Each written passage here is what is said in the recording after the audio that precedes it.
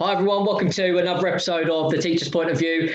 Really excited to have Brian Coulter on with us today. I mean, he's had a remarkable journey in teaching, and he's obviously had a lot of transformation in the last year in his career, which he's going to talk to us about. And in particular, he's been on this journey with pedagogy and the way that sort of education should be taught. I mean, he's obviously done a lot of research into this. He's got a massive fan base now with 22,000 plus followers. I don't know what he's doing. I don't know what the secret is, but please, Brian, if you could introduce yourself and kind of explain where you're at with education and your perception on education. Thank you very much indeed. First of all, I have to say what a privilege it is to be here. We've had some discussions. I've watched some of the other podcasts, fantastic guests. We've just talked about the richness and how we're all learning from this, how you've learned, how much you've learned, and I certainly have as well. So delighted to be here. Thank you very much indeed for the introduction. Before I actually move on to me and education and the journey, I'd like to just ask a question. And this is to everybody who's listening. The question is, what are the 3 core skills of a teacher? Now, I'm going to leave that question just now and come back to it later on. Hopefully to entice some people to watch to the end, possibly. But I won't wait right to the end. But what are the 3 core skills of teachers? And in terms of my journey, I think that it's important to begin with the idea of what education is. And let me start with children. You know, that is why we're all here. And I think that talking about children, actually, meetings, I think, should begin with a conversation about children. You know, when we have those meetings, curriculum meetings, leadership meetings, whatever meeting it might be, starting with a little conversation about what happened in the day or what is happening in the school or what is happening in the world with regard to children is so healthy, and I think helps focus really what we are here discussing and why we're discussing this. So I'd like to ask you a question now. This isn't rhetorical, if you can answer. What was your perception of school? Can I ask you this? What was your perception of school? Thank you so much for participating. So when obviously I was at school, it was kind of, it was obviously the right thing to do. It was to go to school, like do your homework, make sure my parents don't get a letter home, but obviously have some respect to have some fun with my friends and kind of grow on this journey with my friends, and even at break time to go see my friends. And obviously you grow up together and you start going out together. And I mean, that was kind of my perception of school. I mean, I'll be very honest, I did enough at school to not get a letter home, because my parents were very strict and they probably would have beaten me. No, they wouldn't have beaten me. Don't tell anyone. Yeah, no, they probably would have been very upset with me. So I always did enough at school, but I didn't give it my full heart. I mean, I could have worked a lot harder, but I used to kind of just cram in revision the night before an exam and then just make sure I did like enough and pass the exam so my parents didn't get a letter home. I mean, that's what it all came down to, really. I can draw some similarities there myself with you, absolutely. Now, the reason for asking the question is as interesting as anyone who's asked that question. Actually, although we often don't like being asked it, it's amazing how whenever you ask that question, how free people are willing to talk about their school experience, and suddenly, before you know it, time has gone. But another question would be then, how do you model your perception of school? How do you role model your thoughts on what education is? How do you role model your perception? And that key word perception is what I'd really like to focus on throughout this discussion. Perception, the perception of children, the perception of parents, the perception of teachers, the perception of educators, the perception of politicians, the perception of many, many people in all sorts of guises. But how we role model our own perception is interesting, I think, isn't it? Because our own experiences will influence how we behave and what we role model in front of the youth of today. And I think that's fascinating. You know, as educators, as teachers, we enter the classroom every day, hopefully with a smile on our face, we welcome the children and we begin this performance that we put on every day. Mm-hmm. This prepared performance, hopefully it's prepared. It should be. But our perception and our own experiences impact greatly on a daily basis. When we're having discussions at home, when we're talking around the table, our own thoughts on education. And children, as we know, are like sponges. They pick up on everything, to our horror often. So I think our thinking about our own perception and our experiences of school is very important to consider when we're considering education. Now, my own journey in education wasn't too different to yours, but it was different because everybody's experience is different. Everybody's. When you think about the classroom, the teacher, the school, the area, the country, the curriculum, so on and so forth. But when you ask people what their own experience and what school experience was, there will never, ever, ever be one school experience ever that is the same as another. I do this with the teachers that I train in the same way that I did in the classroom. And I don't apologize for it. I'm a teacher at heart. So this is why I'm asking you questions and being interactive. I can't help it. And as I say, there is no apology. But I ask my children in the class the same thing. And I say to them, I give them a question, a mundane question. For example, everyone stand up. I can guarantee within that class, be it teachers, children, whatever, if there's 30 people in front of me, 30 teachers, 30 children, there will be 30 different reactions to that question. Mm. Some people will immediately stand up without thoughts. Some people look around waiting for somebody else. Some people will question, really? Why? Why are you asking me that? What is the? But one question, as we know, will be taken 30 different ways. It's the same in every business. One question, one fact, one opinion. You hear it, you say it, you listen to it, but we hear it in a different way. And, this relates to everything that we're doing in education because everyone's perception is completely different based on their experiences. Now, my own story, in a way, I couldn't wait to run away from school. Not because I disliked it. I didn't. I don't know if I just wasn't challenged or just didn't get it, or I was, in reasonable sets, but always towards the bottom, or whatever it was. I enjoyed, and I have some lovely stories from school, but I actually left school at 16, and I became a military bandsman and went to the Army School of Music, and then traveled the world for 3 years, performing all over as a bandsman. But during that time, I found that I had a lot of downtime, and I used to go and teach a lot of the children in the married quarters musical instruments. It was to pass time, but I loved going to teach the children anything that I could.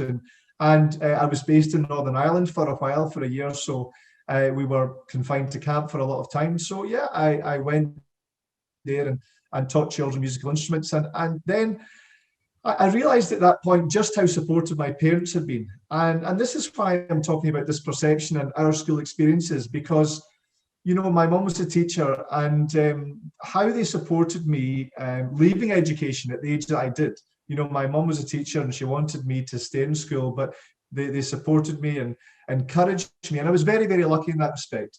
And that plays a huge part in a child's education and experience, and yours and mine. You mentioned yourself, you had a strict upbringing, and you were doing enough at school not to get that letter home, and you had reasons for that. But that is very, very crucial in a child's development. And we're going through this COVID period at the moment, and we're going through everything that we're going through, and we're talking about soft skills, hard skills, academic skills, different sorts of skills. So I was very lucky. I was encouraged all through my childhood. And then through education, I left the Army Band and I went to Edinburgh to study. And I, with another, endorsement from my mother and big encouragement, and then went down to Cambridge and studied down there, and then went back to Scotland, and with a little nudge again from mum, fell into a school to help out with a musical show, and absolutely loved it. And I loved it was a school where boys did not want to sing. Let me just say that. but the thrill of engaging a lot of the children there in music, in that performance, in that show, will live with me for a long, long time. And that was it. I then went into teaching, and the journey started there. Fantastic. So where is it taking you then? I mean, like where have you got to since you started, and what have you kind of learned along your journey in terms of the way education is at the moment? So where am I now? Well, I mean, I'm now training full time. I've recently moved into full-time teacher training. I've trained for a while in schools and in different roles, different capacities, but my position now is absolutely fantastic. I mean, I'm so excited to be doing what I'm doing, and I do want to talk about that in a little bit more detail a little bit later. But how I reached here, I suppose, the journey of how I got to this point is fairly standard to a point. You know, NQT in the UK teaching, and then moved to. I actually started as an NQT as a head of department. That maybe tells a little story about the type of school in Manchester that it was, and I was able to go straight into a head of department role, and that was a learning curve. And then I moved on with some lovely words ringing in my ears, and it was really a great grounding. And then I moved down to Tunbridge Wells, and to a wonderful, wonderful school, Bennett Memorial School in Tunbridge Wells, and had a fantastic experience. Ian Bockham was the head teacher there, and still mention him, and a couple of names. We all remember the names. I can ask you who's your favourite teacher, etc., etc. Ian Bockham, the head teacher there, John Spark, Michelle Gaines, to name a few, John Willoughby. Amazing time at Bennett Memorial. And there I moved to middle management and pastoral head of year. And then I moved from there to a school because I couldn't really secure the position that I wanted. So I moved to another school for more experience, and that was fantastic. Moved back to Bennett Memorial, and then I moved into senior leadership and spent 5 years in senior leadership. Loved the strategic side of it. I moved into the pastoral side of leadership. And then came an interesting point in my life, a conversation with somebody who was overseeing a cluster of schools. And I had started in my role to go and visit schools with transition in mind, with the transition from primary into secondary school. And I was visiting a lot of primary schools. And I was asked to go and help out with the transition. And so I moved into primary school initially with that role, but then ended up teaching upper primary, and my wife was a senior leader and on a fast track to headship. So actually it was a great opportunity personally and for family and for me professionally to explore something else. And I was already training a little bit and thinking about that. So I thought I really want to experience all through education. And that's when I really started to think about education, the full compass, the full spectrum of education, you know, what K-12 is from those early years. What is education in early years? I started in secondary school. I was trained in senior school. I was teaching maths and music. And how does it start? Where does it begin? How does it reach this point? And that's why I suppose I'm sharing this, you know, how did I reach training? Why training, and why have I moved out of school? Because I loved being in the classroom, and I still do. But that experience of all through education, working in primary school then for a number of years, then took me to the international scene, and I moved to Dubai, where I am now. And I started at Repton School in Dubai, and in the international scene that allowed me to teach prep education, so grade or year 5 and 6, maths and English, and again that international scene, and I started to train. And then I made a conscious decision with training in mind to move to an IB school. And I worked at an IB school for 2 years, and that was a great experience. It's one thing, I think, we hear a lot of people discussing different curriculums and what different curriculums offer, and the differences in testing and approach, and autonomy and independent learning. And you know, we've listened to many people who have been on your podcast talk about that, and we can go into more detail. But that experience for me was wonderful, for me personally, but also with my training in mind. And then after 2 years in the IB, a chance conversation came up on LinkedIn, And I have to say, I only joined LinkedIn a little over a year ago, I think, or started using it. And I've learned so much from this platform and met so many people. It's just been wonderful. And that's how I ended up in training. That's where I am now. And but yes, I think this experience and what I'm doing now, you asked what am I doing now? It really has opened my mind to the perception of education. You know why? Because I'm now training and working with, let's say, working with teachers, experienced new teachers from all sorts of curriculums, different schools in Dubai. So we're a training centre, Sarasa, Pedagogical Transformations. We have a training qualification, a teacher training qualification that's called the PGCTL, Postgraduate or Professional Graduate Certificate in Teaching and Learning. The same qualification as the PGCE, but we work with teachers not from one curriculum, but from all curriculums. And that really has challenged me and made me think and broadened my mind and maybe consider education in many, many ways that maybe I had been a little bit blinkered with previously.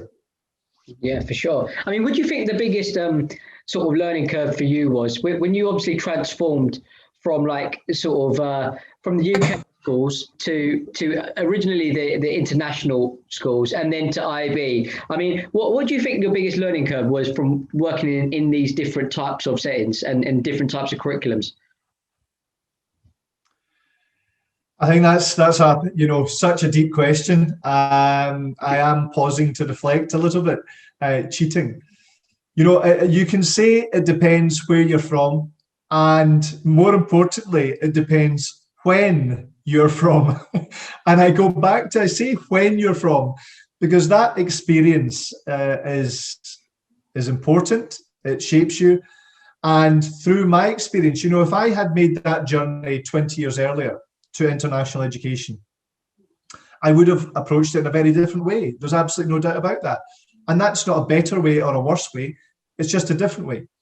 But what, I suppose, what thought springs to mind, and this has been discussed a little bit in your forums and is a hot topic at the moment, is, how we're teaching. And, COVID has challenged that, hasn't it? How we're teaching and what we're doing in the classroom. Let me ask you a question again, to let me reflect a bit more on the question you asked me. So here's another, this one's tougher. Do you think there should be one curriculum for the world? Do you think there should be one global curriculum?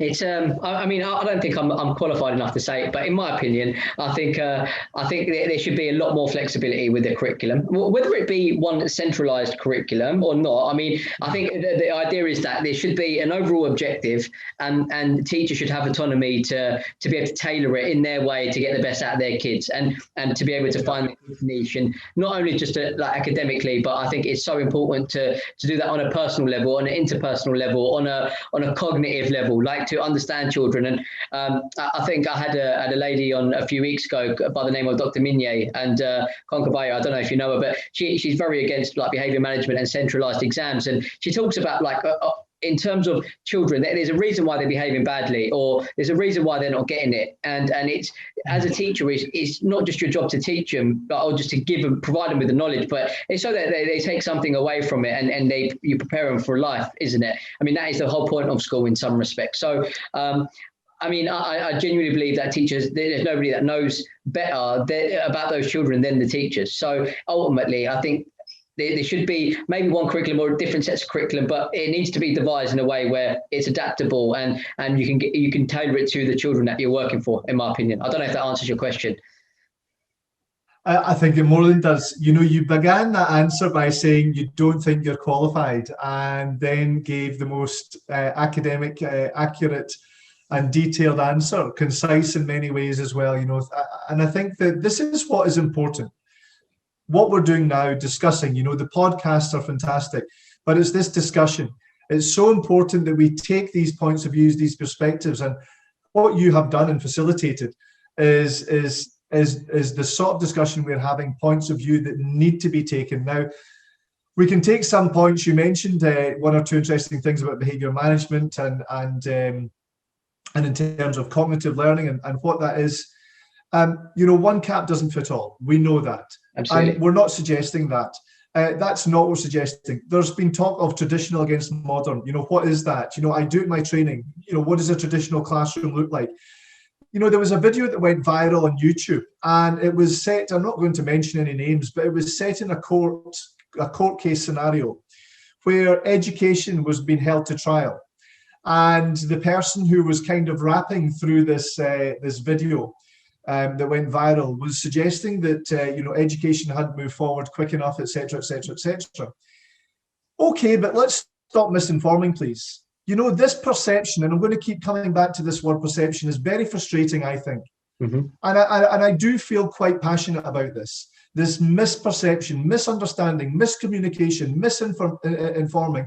All that's happening here is you're damaging. You're damaging it even more. Now, we all have gripes, we all have moans, and they come out. They need to come out. It's important they come out. But please, let's put it into some sort of context. You know, I asked you right at the beginning what your educational experience was. Why?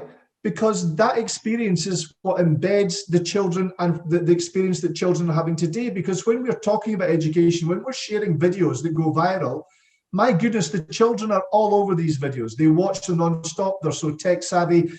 And at such a young age, that's another discussion. But, you know, children listen.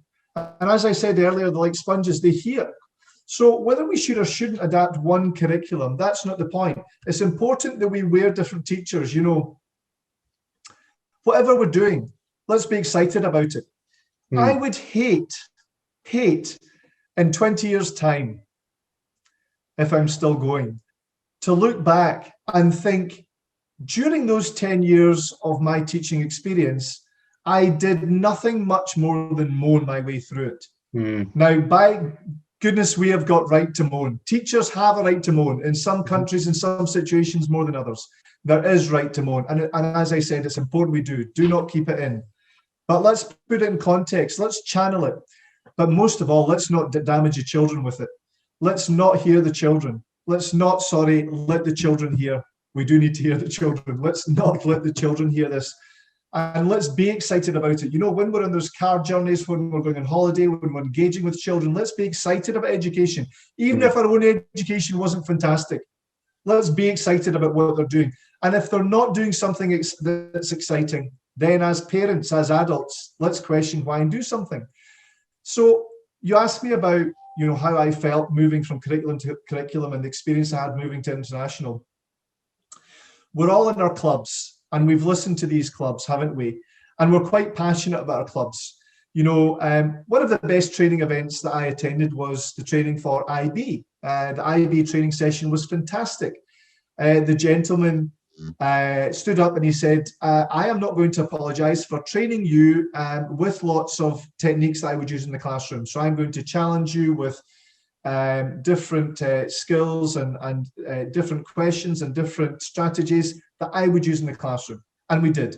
And we shared strategies as teachers. It was great. But at the lunchtime break, I did ask him, and in the school, it was an IB school, there were lots of teachers from all over the world, different backgrounds, different countries, different curriculums. But he kept on saying one thing that I was just irking me because, you know, it's okay for me to say Scotland has terrible weather. But if you're not from Scotland, don't you tell me that. I'm allowed to say it. But I get a bit prickly when somebody else says it. And I hope you understand where I'm coming from. You know, it's okay for us to say. And so the one thing that this trainer said all the way through was when he was delivering, he kept on comparing the IB curriculum to the British curriculum. So I asked him at lunchtime, why do you keep making that comparison? Why is it all the British curriculum? There are many other curriculums out there. Why the British? And why do you keep saying in the context of, unlike the British curriculum, we do this? Which I don't think he meant in any sort of particularly negative way. But there are different needs. But with those needs, there are clear frustrations now. When you listen to people talk about different curriculums, you know, we've listened to people talk about Montessori and IB and British and American and Japanese, French, lots of different curriculums, CBSE, Indian curriculum, etc. And there are frustrations within those curriculums, but the curriculums that seem to, at the moment, offer the least frustration are those that talk about the sorts of things, or recognize and do the sorts of things that you have just spoken about. And that is giving autonomy. That is allowing teachers to focus on the progress of the children, to plan effectively, and to focus on pedagogy. And I think regardless of the curriculum, whether there's over testing in some, whether there's not enough time, whether there's changes in inspection, too much inspection. I know that's been a big thing in the UK recently, and I wanted to come back to that in thinking about teachers' perception. But whatever club we're in, whether we're Montessori, IB, Indian, British, American, whatever club we're in, whichever T-shirt we're wearing, let me say this: when it starts to rain, let's open the umbrella. And regardless of the T-shirt we have on, let's stand under this umbrella. And let's make this umbrella the education umbrella. Let's take Tom Sherrington's rainforest and get under this canopy. Let's not just look at the canopy from the outside, though. Let's, as Tom Sherrington, talks about and has written about, let's get under the canopy. Let's think about how we come together to create this beautiful canopy. What are we doing? And as you alluded to, sharing the nuggets of what is working from country to country, from curriculum to curriculum, is so, so important, and thinking about traditional teaching. Why are we so fierce? Why is that disdain so fierce? Because it's part of a journey. That's all it is. And actually, the speed that we're moving at now and evolving now, whatever skill and whatever core skill is relevant now, I'm willing to bet it won't last as long as that traditional classroom with rows of chairs. Now, some will argue that lasted far too long, and maybe it did. But it's a platform, it's given us a platform to consider, to think, to reflect. A lot of our discussion now happens because that way of educating happened as long as it did. And many education and curriculums have moved on from that. But yeah, let's share, let's work together, let's be excited, let's focus on the positives in education, and let's try not to let children be affected, certainly, by those frustrations, and genuine frustrations with good reason, that many educators have at the moment. Yeah, I mean, something you said about kind of what there's obviously a lot of different curriculums out there, and there's obviously there's frustrations in each, and obviously you've picked curriculums that sort of have the least amount of frustrations. But for someone that isn't in education necessarily as a teacher, I mean, the obvious thing that I would think, and it's the first thing that comes to my mind, is why not just pick out the best things from each curriculum and just make it work for your kids? Why not? Good point. Let's suggest it. I mean, if we can take that point and pin it just for a second, because it's such an important point, I think. This isn't me. These are not my words, and I can't remember them. I don't have the memory to remember. I shouldn't be a teacher on memory. I mean, my names and recollection of names are absolutely shocking. So many parents' evenings, I sat sweating, hoping that I remembered the child's name, especially when I was a music teacher teaching every child in the school, 3,000 children once a week, once a fortnight. Oh my goodness. Anyway, so I'm going to read this little bit of data, and it was from the test, 25th of June. And it says this. Now, this is focusing a little bit in British education, let's say English education system at the moment. 1/3 of teachers leave the classroom within 5 years of qualifying, say new stats from the DFE. Of all the teachers who qualified in 2014, 67.4% were in service after 5 years in 2019. I mean, of all teachers qualified in 2014, 67.4%. And here's a quote: instead of this quality education, it means that UK now has one of the least experienced teaching workforces in the world. And it went on to say, this has a knock-on impact on school leadership. Fewer teachers are finding long-term career viable, and so fewer are aspiring to leadership positions. Now, I'm not saying that. whether you agree or disagree, the fact that so many teachers in first world country, a country where education has been respected, let's suggest, for so many decades in so many ways. Now, whether you respect the education system in the UK and different parts, and I'll not get into Scotland and England and Wales and everything at the moment. Let's just call it UK. I apologise if that offends anybody. But when we consider education at the moment and how you suggested we can move on, I think that a lot of teachers are doing that. And I think that's what we need to hold on to. A lot of schools are working so hard. A lot of teachers are working extremely hard to embed outstanding practice pedagogy. But while the will and the desire and the drive is there, as long as there are constraints, and we know what those are, teachers talk about them all the time. It's not hidden.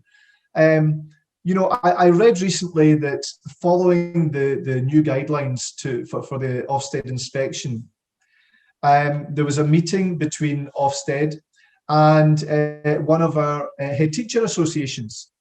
And the article went on to explain that there was some disparity by quite some distance. There was some distance in the consideration of how effective that first period of this new framework had been, how successful it had been, with Ofsted suggesting and quoting examples of where it had been, and the Head Teacher Association clearly saying that there are areas of deep, deep concern.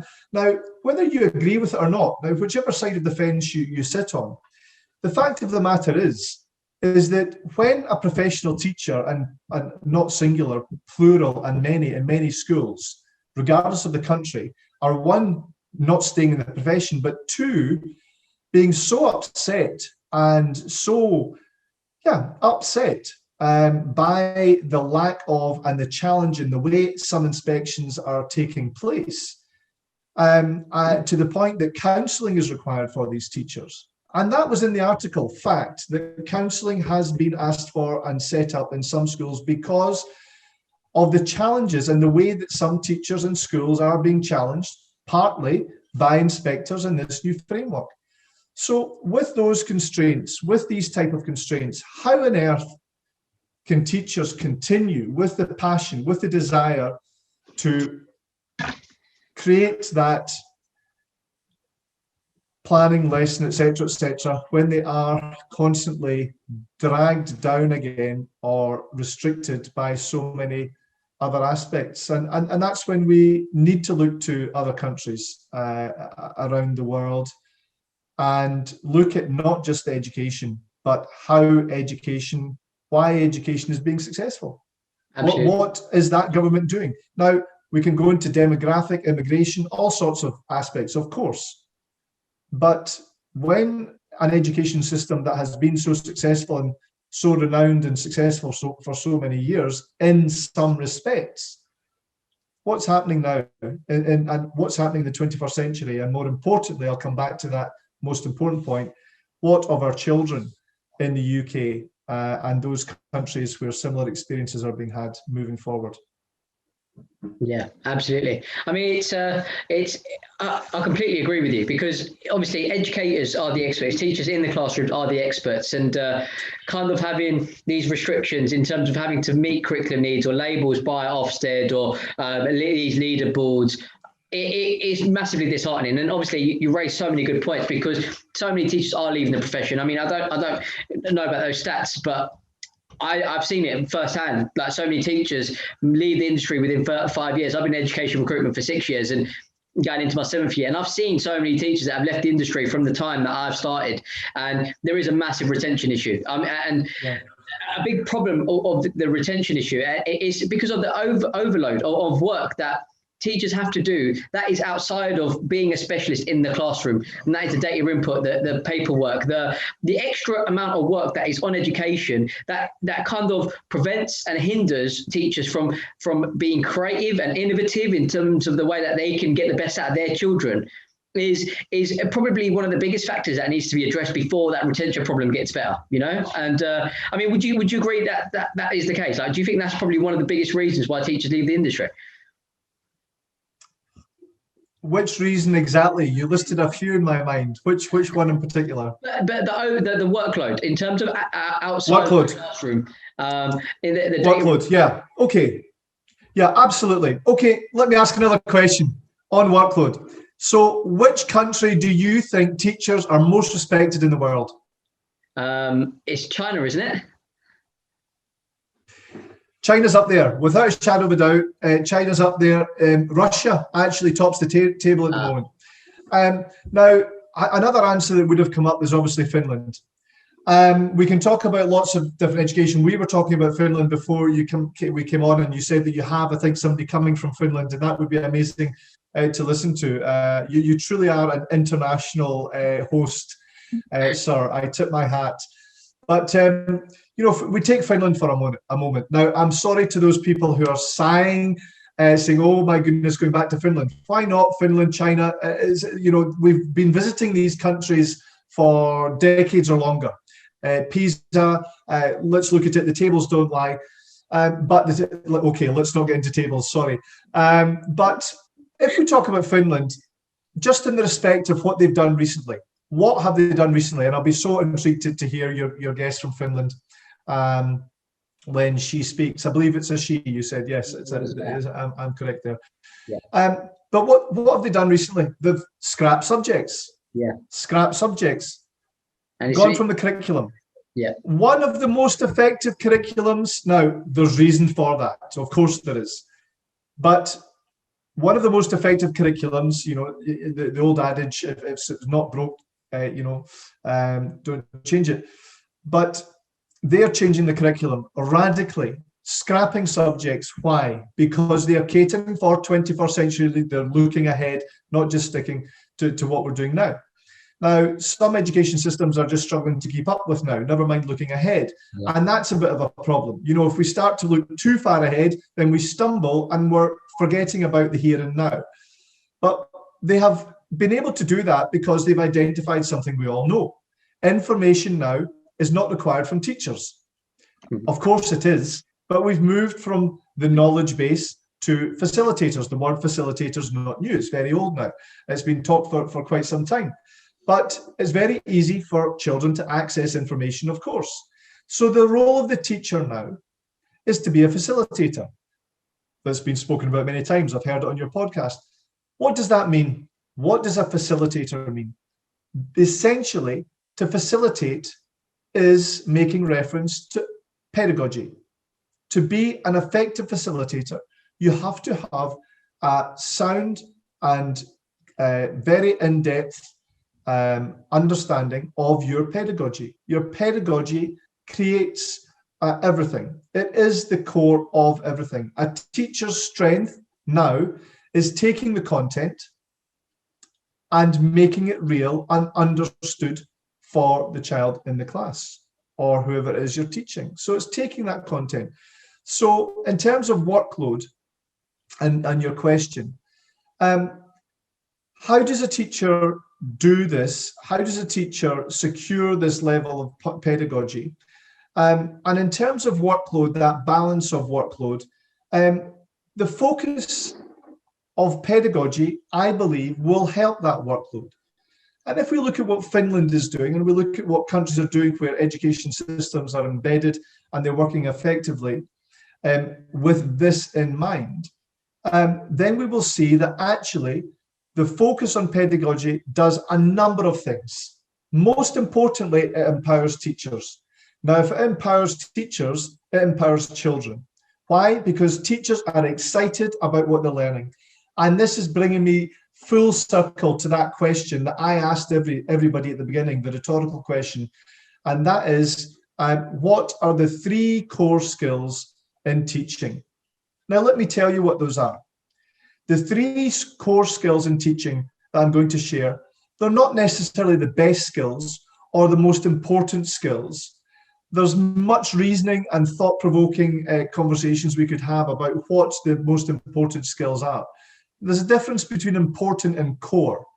the 3 core skills for 21st century teaching and for children to be effective in the 21st century and to be prepared, can I guess? Is number 1, child psychology. Right. Child psychology is number 1. That's the first core skill of teaching that we need.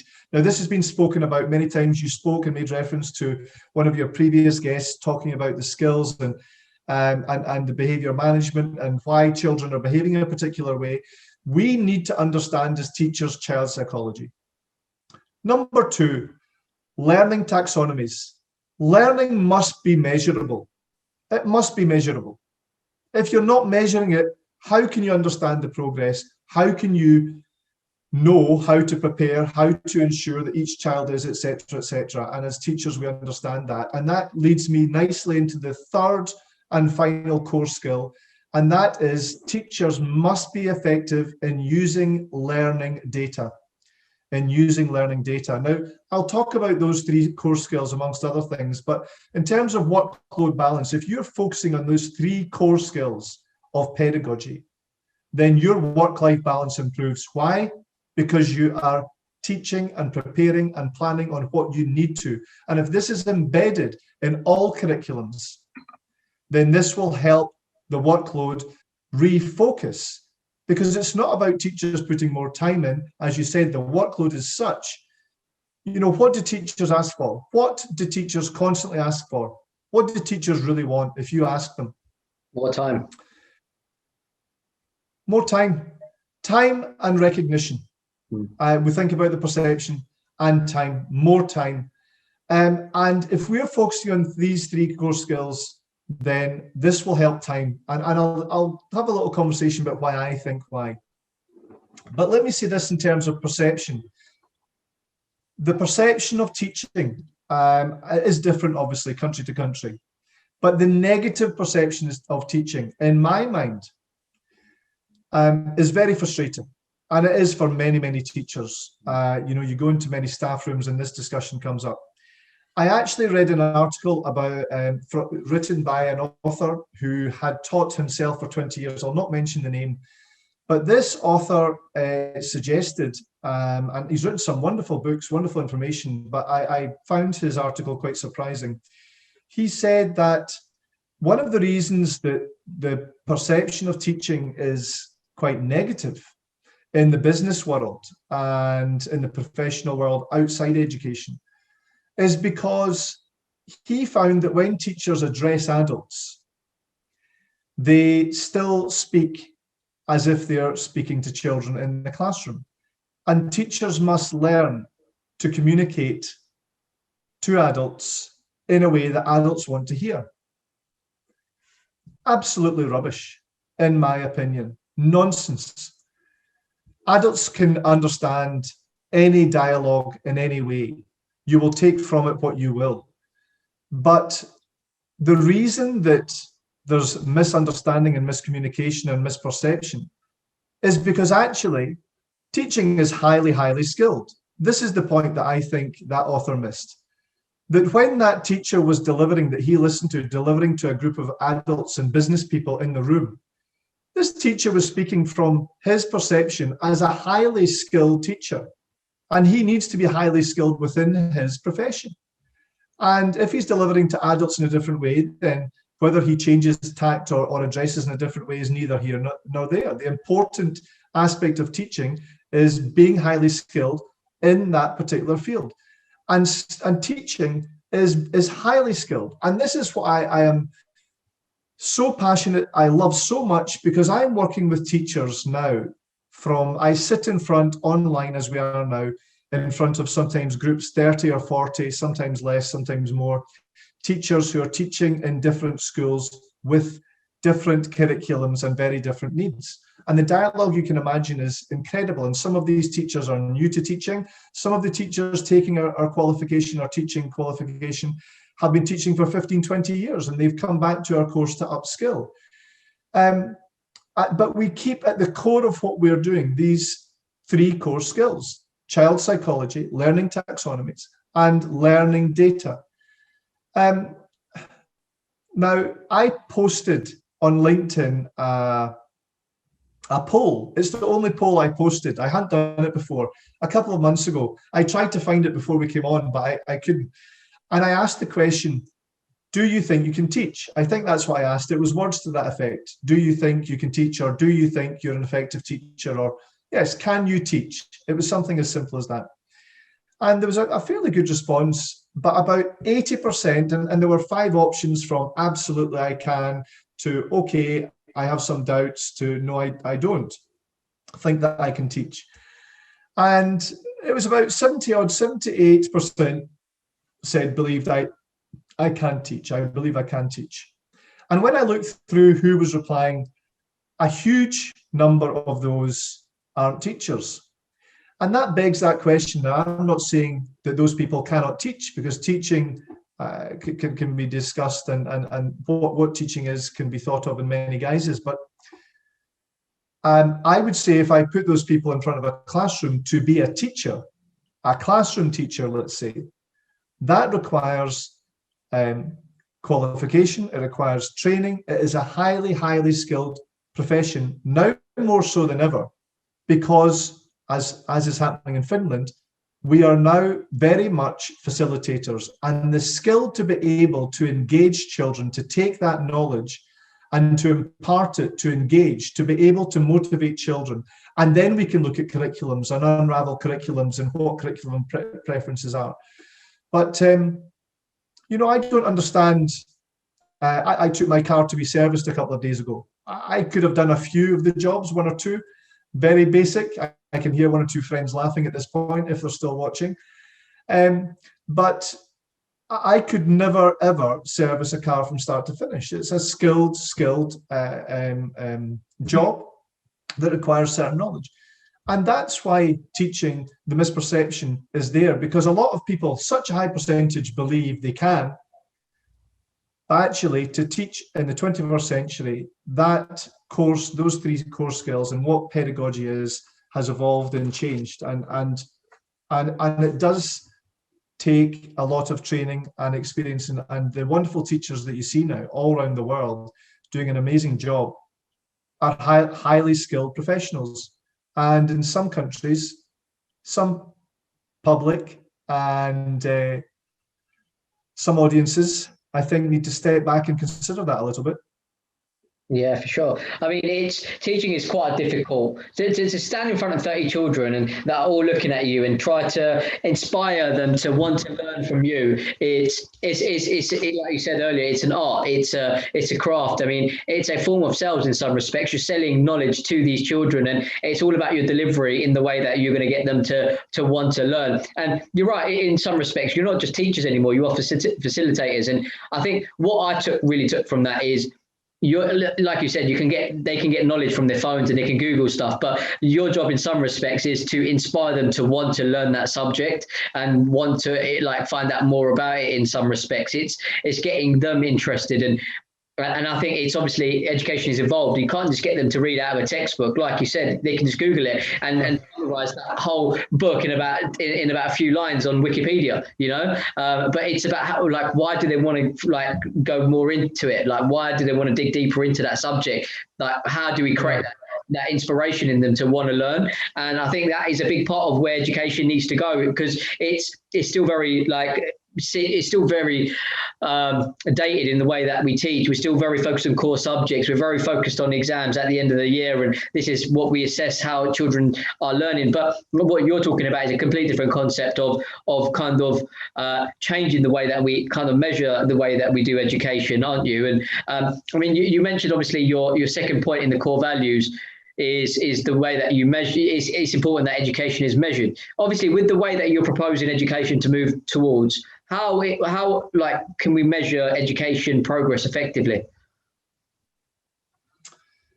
Yeah, I mean, the measurement of education process has to, you look at the children, simply put. I know it's a bit of it's not a get out answer, it's not a simple answer, but we need to look at the children and what they're learning and what they're saying. So many, the UN now has a UN children ambassadors, the youth, the voice, and listening to the children. We've heard different teachers talk about how how they set up their classrooms, how they engage children, how children are the independent learning, bringing the real world into classrooms, moving away from that traditional approach. And I don't want to get in that too much, because I think that's been shared by some wonderful, wonderful people already in this podcast. What I would say is that, what's really needed, and I'll just bring this back a little bit to my experience of what I'm doing just now, is teachers need help. Teachers need help, and they need help with quality PD. If I say the word PD, or if you beamed PD into every school computer, the reaction would be, it would be quite fun, actually. It'd be hilarious, because it would just, there would be such an extreme of reaction. And of course there would. In some schools, there is amazing PD opportunity. Even in those schools, and senior leaders, maybe, and teachers as well, of course, but the time constraints of curriculum, what needs to be fitted into the curriculum, what teachers need to produce for testing, for exams, etc. All of that, so much needs to be looked at, because how can teachers hope to deliver, hope to evolve, hope to be ready without quality support? Without the support they need? How can they understand pedagogy? How can teachers really effectively believe and confidently move forward in today and understand what they need to deliver in the classroom, how they need to manage the classroom, how they need to set the classroom up? What is the outcome? What outcomes are they looking for? How do they get there? How do they differentiate? Inclusion, what does that look like? How do I read the data? What am I doing with that? How does a teacher prepare a child for skills that we don't really know yet? Now, again, I'm not going to go there just now because it's been touched on. But the answer is by allowing teacher quality PD. Bolt-on PD doesn't work. We know that. Schools understand that. Generally speaking, it still happens, unfortunately, without a doubt. We've seen it. I've seen it. Friends tell me about it.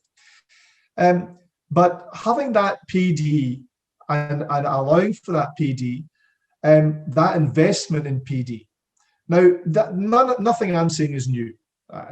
Senior leaders, head teachers, many motivated people have asked and begged for this and experienced it and managed to put it into place to some extent.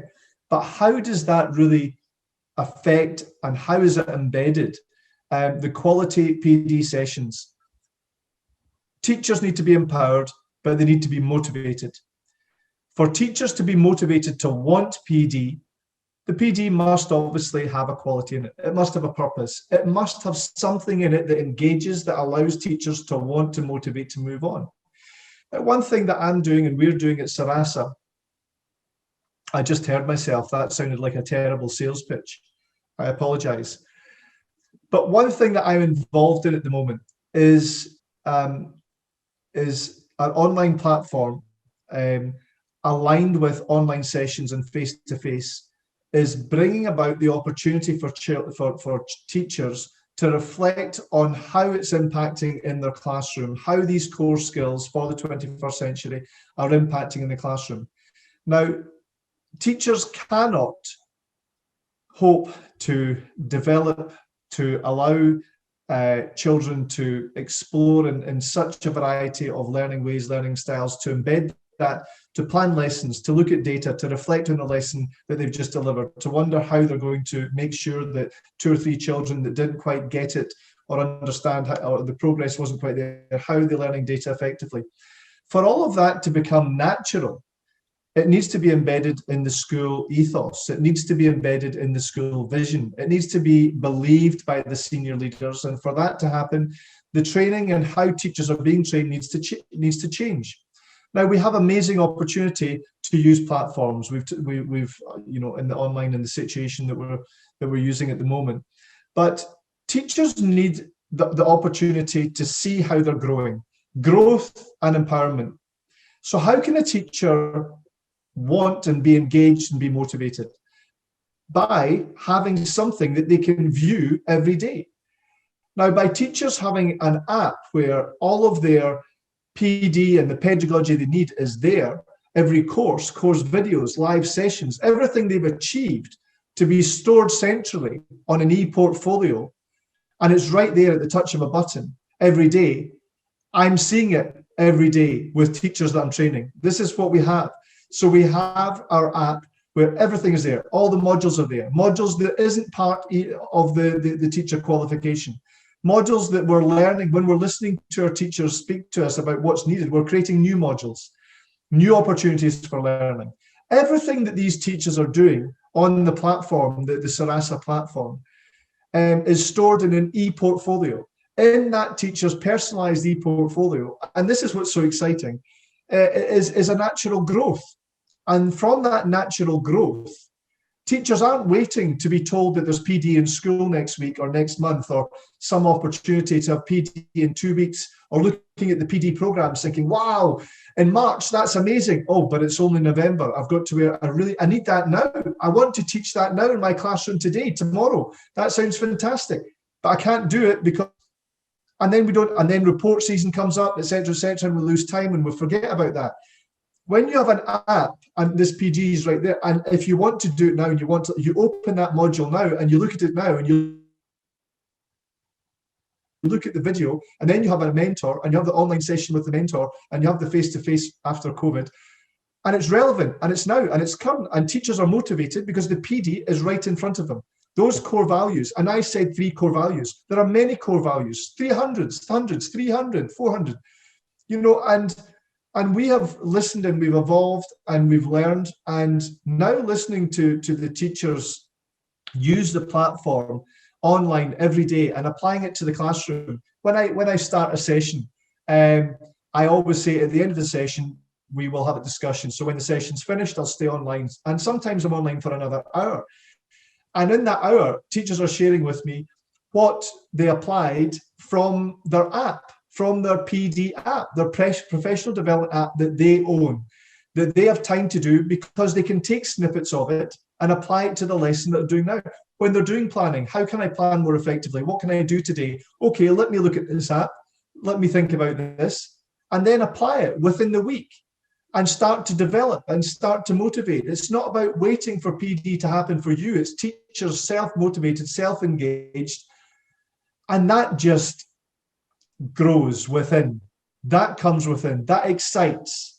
And when I'm speaking to teachers, they're excited. We're talking about a course that is minimum 4 hours on top of their teaching day, those that are teaching full-time, minimum 4 hours a day. And then they come to a 2 or 4 hour session with me as well, face-to-face. And the conversation, that of course, there's moments but we share that together, and frustrations, etc. But what I believe is very, very important is that we're upgrading skills. How are we upgrading them? Not by something that's performance managed, that's performance pay related, that's being enforced, that is at certain points of the year, something that is flexible, something that is, if you ask teachers, what do you want to be? And we did this as part of a research at Sarasa. What do you want? So like you said, time to be engaged, to be supported. What do you want to do by next year? What do you want to be next year? Where do you want to be next year in your teaching career? Teachers generally said things like, oh, maybe a middle manager, maybe a promotion, maybe teaching exam subjects, etc., etc. But some sort of growth, generally speaking, to be better in the classroom that I am, to have, etc. So, and then ask the same teachers, how are you going to do that? Now, the answer that came back time and time again was, well, there was a pause usually. Oh, I'm not too sure. Possibly, well, when I'm recognised, when I get the opportunity, when somebody leaves a position, when if I carry on teaching well, then I'll be recognised and I'll have a chance to do a head of department, or I'll move into this, move into that, senior leadership, whatever it may be. And of course, there's opportunities for training. I might do my, NPQSH, etc., etc. So, but there was real uncertainty actually of how to get there themselves. There was no ownership. There was a lack of ownership, not no ownership. There's a lack of ownership. Some teachers, of course, are taking masters. They're taking that responsibility. That's costly, financially and time-wise. But to have the ownership of your professional development, to have that growth from within, to have that opportunity, to have that support, to have that embedded in your school. And we're seeing it. We're seeing it at Sarasa. We're seeing it with the schools that we work with the teachers that we work with. And to reduce work-life, to have a work-life balance, to reduce that workload, there has to be many, many factors in testing and curriculums and government, political, all sorts of factors that have been discussed by people who have articulated it better than I could. But my passion and what I'm seeing and what I believe in is that these wonderful teachers who are desperate to upskill, who are desperate to develop, who are desperate to move forward, are frustrated. And part of that frustration comes from the fact that they do not have the opportunity to upskill themselves as freely and as readily as they should. And with this opportunity for quality training, for quality PD, to own your PD yourself, we're seeing it.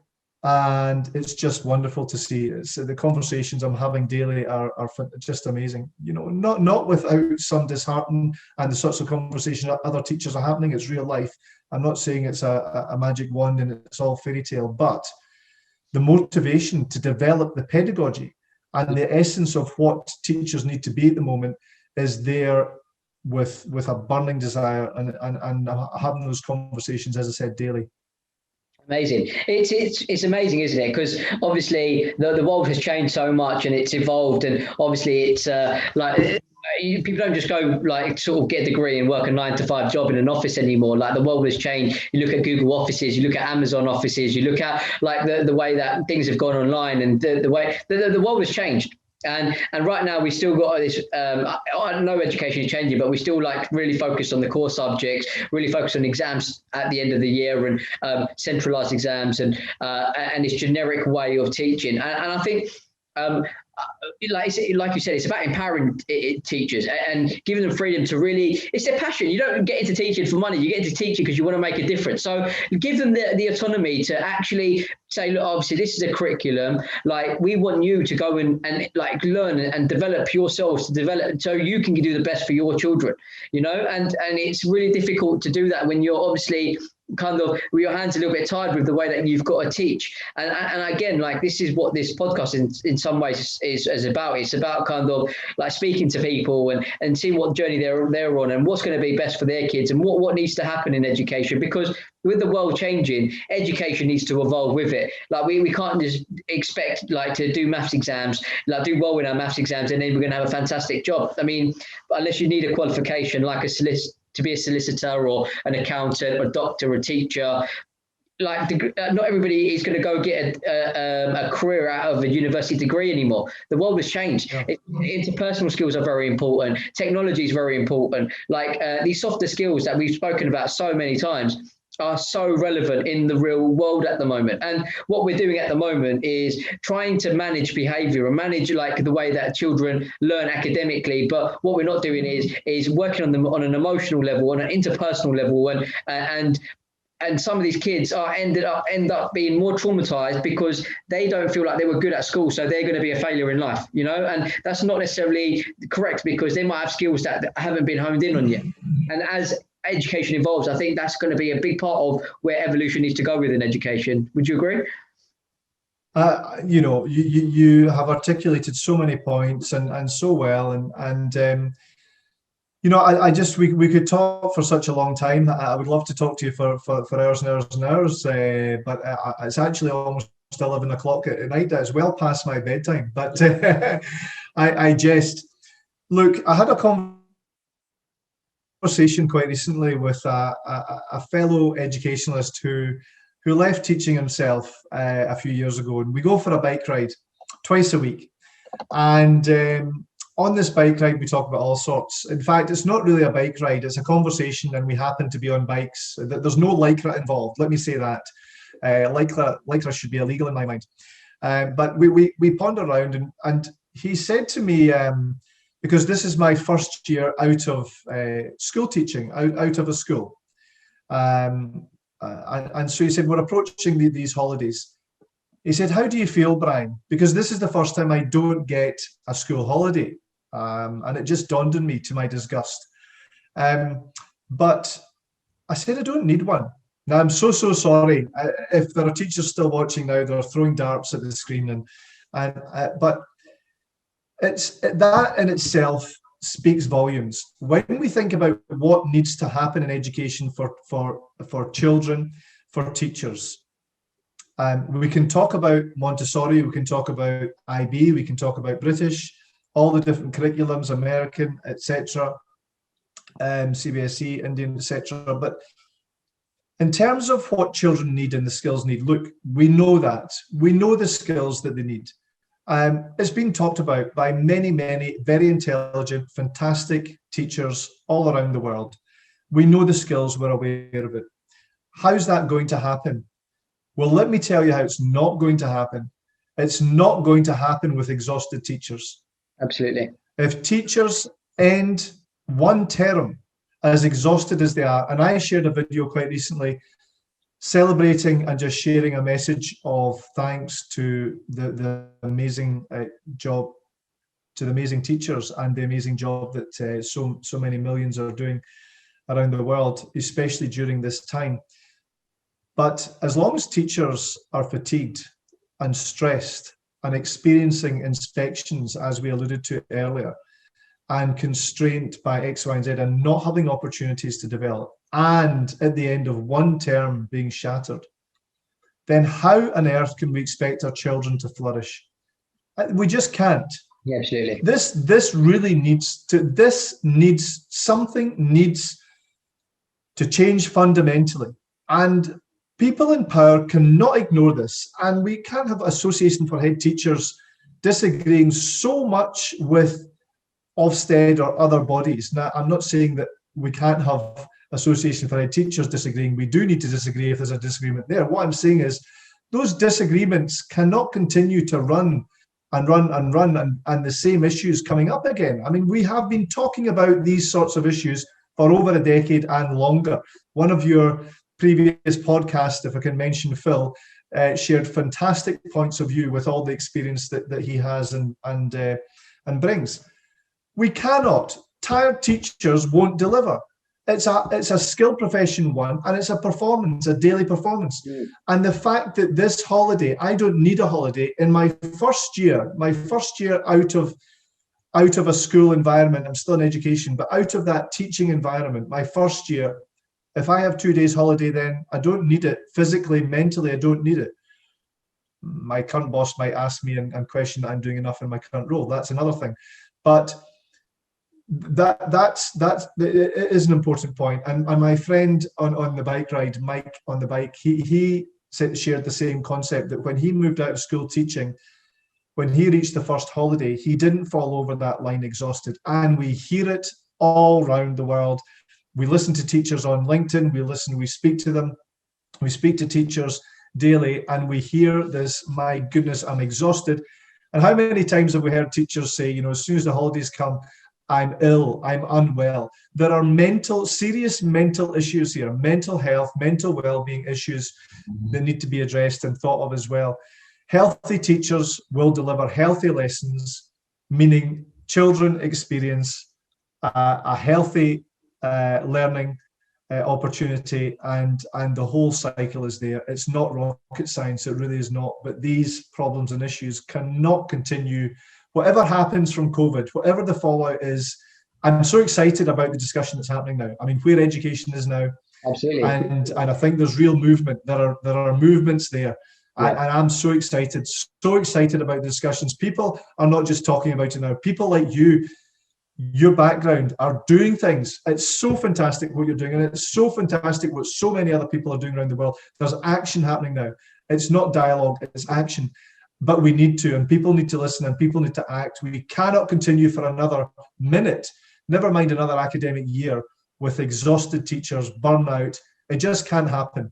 It's not conducive. It's not going to support children or education or the future. Absolutely.